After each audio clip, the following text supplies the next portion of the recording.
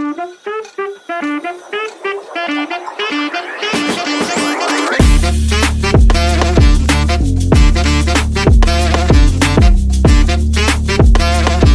few moments later. Assalamualaikum warahmatullahi wabarakatuh. Saya Firel Husnia. Nah, hai guys. Di sini saya akan menjelaskan tentang apa itu karya ilmiah. Eits, jangan dulu. Sebelum kalian ingin melihat video tentang karya ilmiah ini, jangan lupa kalian harus like, comment, and subscribe. Nah, oke, pokoknya jangan lupa ya. Di sini saya akan membahas apa itu karya ilmiah. Oke, kita langsung saja ya. Karya ilmiah adalah merupakan karya seorang ilmuwan yang ingin mengembangkan ilmu pengetahuan, teknologi, dan seninya yang disajikan yang diperoleh melalui kepustakaan dan berbagai pengalamannya. Menurut Bambang Dwi Loka tahun 2012. Maksudnya, jadi ada seseorang yang ada dirinya itu untuk ingin mengembangkan ilmunya, ingin mengembangkan apa yang pernah dialami oleh dirinya sendiri. Oke, nah ternyata karya ilmiah pun ada fungsinya.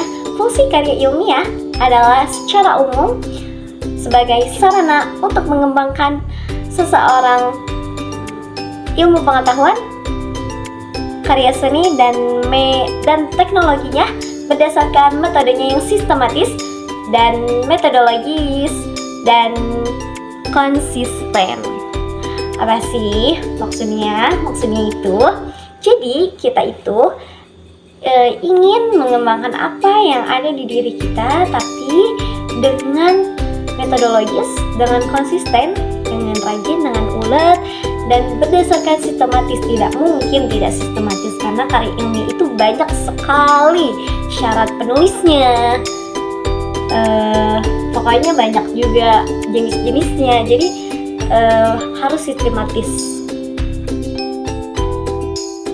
Sekarang kita ke karakteristik karya ilmiah. Karakteristik karya ilmiah disajikan dalam sebuah publikasi media dalam berbentuk penyajian, isi, dan bersifat objektif, sesuai apa adanya dan rasional. Maksudnya, maksud dari karakteristik karya ilmiah itu jadi emang harus bersifat objektif, bersifat rasional, bersifat apa adanya, tidak diada-adakan. Jadi emang harus sesuai fakta dan data, sesuai isi dan penyajiannya, sesuai penelitian yang ada di lapangannya. Nah, adapun sekarang kita masuk ke jenis-jenis karya ilmiah. Jenis-jenis karya ilmiah ada 7. Yang pertama, makalah. Yang kedua, artikel. Yang ketiga, skripsi. Yang keempat, paper. Yang kelima adalah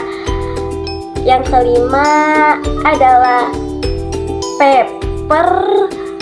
Yang keenam, tesis. Yang ketujuh adalah disertasi. Nah, tadi ada yang lupa sebenarnya, yaitu kertas kerja. Nah, oke, karya ilmiah. Karya ilmiah itu kan tadi ada makalah ya. Yang pertama kan makalah. Apa itu makalah? Makalah adalah karya ilmiah yang menyajikan sebuah permasalahan dan dapat diselesaikan dengan berbagai macam data yang dilakukan di lapangan. Maksudnya kita itu terjun ke lapangan untuk menganalisis segala data untuk menyelesaikan masalah tersebut. Nah, adapun yang kedua ada artikel. Artikel itu termasuk jurnalistis ternyata, dan artikel itu adalah sebuah ungkapan. Apa sih sebuah ungkapan itu? Jadi seseorang pendapat yang ada di objektif tersebut, yang ada di tempat tersebut. Jadi pendapat seseorang lebih tepatnya. Dan yang ketiga ada skripsi. Pasti kalian sudah tidak aneh mendengar skripsi. Apa sih itu skripsi? Skripsi itu adalah syarat ketentuan untuk menyelesaikan program studi S1. Oke, di sini kita lanjut dengan adanya kertas kerja. Apa sih kertas kerja itu? Kertas kerja itu sebenarnya sama dengan seperti makalah, namun apa yang membedakannya yaitu lebih teliti dalam analisisnya, karena untuk persiapan untuk mengisi seminar yang dihadiri oleh para ilmuwan. Nah, adapun yang kelima ada paper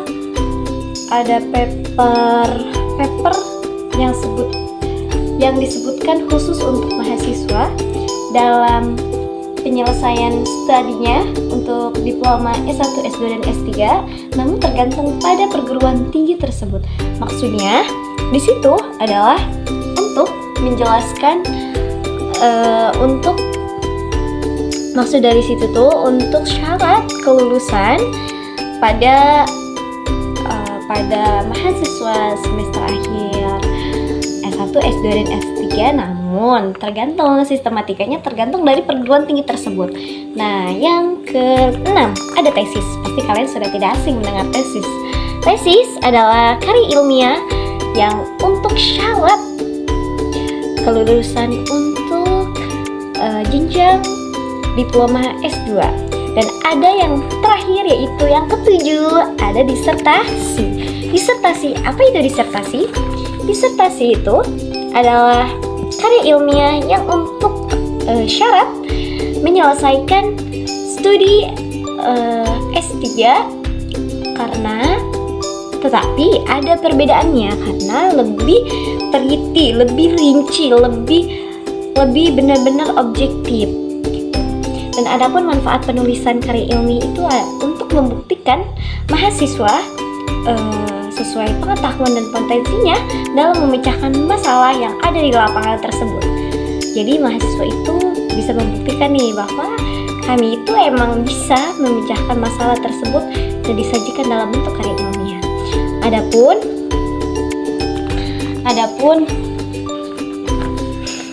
manfaat bagi penulis ada dua. Yang pertama, meningkatkan keterampilan membaca. Jadi ya pastinya sebelum kita menulis karya ilmiah pasti kita ada untuk acuan pembacaan untuk tidak salah menulis karya ilmiahnya dengan syarat-syaratnya. Dan adapun yang kedua, meningkatkan daya pikir yang kritis. Daya pikir yang kritis maksudnya adalah untuk daya pikir kita itu semakin berkembang, semakin terbuka, dan semakin luas. Adapun syarat penulis ada 3. Yang pertama, motivasi. Harus memberikan motivasi untuk menjadi lebih semangat. Dan yang kedua, ada disiplin.